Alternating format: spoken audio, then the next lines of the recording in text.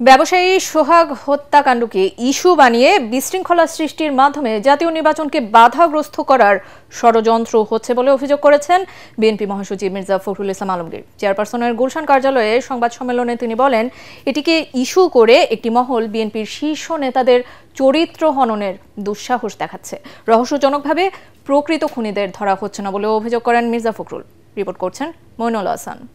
AC কেনার কথা ভাবছেন? ভিশন দিচ্ছে যে কোনো এসিতে 15% নিশ্চিত ছাড়। এছাড়াও থাকছে মানি ব্যাক গ্যারান্টি নিশ্চয়তা।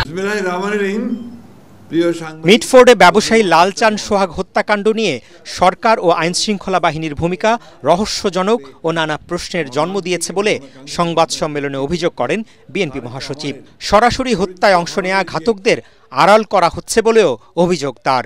নৃশংসতার মাধ্যমে এই হত্যাকাণ্ডে সরাসরি অংশগ্রহণকারীদের এ পর্যন্ত গ্রেপ্তার করা দূরে থাক, আইন প্রয়োগকারী সংস্থা এখনও তাদের নাম পরিচয় পর্যন্ত উদ্ঘাটন করতে সক্ষম হয়নি। 9 জুলাইয়ের ঘটনা 11 জুলাই শুক্রবার জুমার নামাজের পর ইন্টারনেটে ছড়ানো শুরু করা হয়েছিল।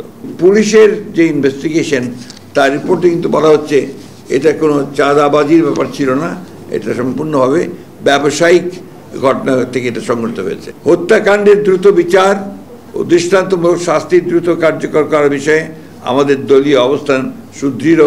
স্থায়ী কমিটির সদস্যদের উপস্থিতিতে ব্রিফিংয়ে মির্জা ফখরুল বলেন, সোহাগ হত্যার ঘটনায় রাজনৈতিক ফায়দা নিতে একটি মহল বিএনপির শীর্ষ নেতাদের নামে অশ্লীল ও কুরুচিপূর্ণ প্রচারণা চালাচ্ছে।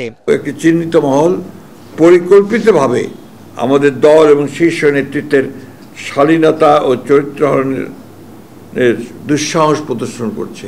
এই হত্যাকাণ্ডের ঘটনা কোনো রাজনৈতিক স্বার্থসিদ্ধির জন্য ব্যবহার হচ্ছে কিনা এবং এর মাধ্যমে আসন্ন জাতীয় নির্বাচনের পরিবেশকে বিঘ্নিত করার জন্য বিশেষ কোনো মহলের প্ররোচনায় এই ধরনের ঘটনাকে অজুহাত হিসেবে ব্যবহার করা হচ্ছে কিনা এ নিয়ে সন্দেহ করবার যথেষ্ট অবকাশ রয়েছে। রাজনৈতিক পরিস্থিতির অবনতির পরিণাম কারো জন্য শুভ হবে না সতর্ক করে বিএনপি মহাসচিব বলেন, দেশের স্বার্থে জুলাই অভ্যুত্থানে গড়ে ওঠা জাতীয় ঐক্য ধরে রাখতে হবে।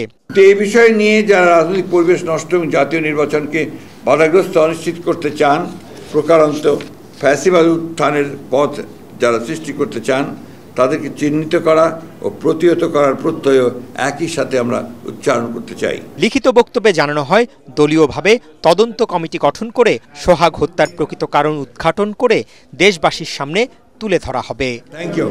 মইনুল হাসান, এটিএন বাংলা, ঢাকা।